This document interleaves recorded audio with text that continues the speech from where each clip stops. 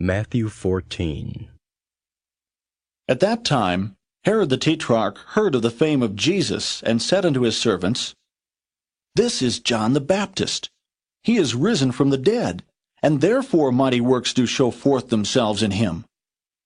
For Herod had laid hold on John, and bound him, and put him in prison, for Herodias' sake, his brother Philip's wife. For John said unto him, It is not lawful for thee to have her.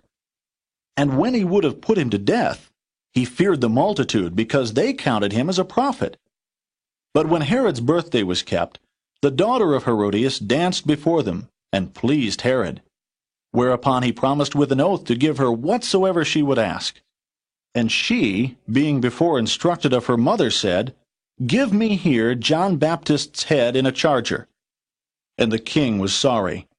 Nevertheless, for the oath's sake, and them which sat with him at meat, he commanded it to be given her. And he sent and beheaded John in the prison. And his head was brought in a charger, and given to the damsel, and she brought it to her mother. And his disciples came and took up the body and buried it, and went and told Jesus.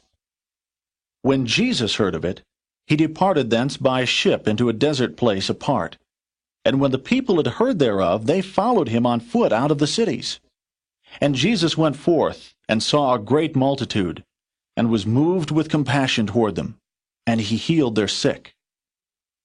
And when it was evening, his disciples came to him, saying, This is a desert place, and the time is now past. Send the multitude away, that they may go into the villages and buy themselves victuals. But Jesus said unto them, They need not depart. Give ye them to eat. And they say unto him, We have here but 5 loaves and 2 fishes. He said, Bring them hither to me. And he commanded the multitude to sit down on the grass, and took the 5 loaves and the 2 fishes, and looking up to heaven he blessed, and brake, and gave the loaves to his disciples, and the disciples to the multitude. And they did all eat, and were filled. And they took up of the fragments that remained 12 baskets full. And they that had eaten were about 5,000 men, beside women and children. And straightway Jesus constrained his disciples to get into a ship, and to go before him unto the other side, while he sent the multitudes away. And when he had sent the multitudes away, he went up into a mountain apart to pray. And when the evening was come, he was there alone. But the ship was now in the midst of the sea, tossed with waves, for the wind was contrary. And in the 4th watch of the night, Jesus went unto them, walking on the sea. And when the disciples saw him walking on the sea, they were troubled, saying, It is a spirit, and they cried out for fear.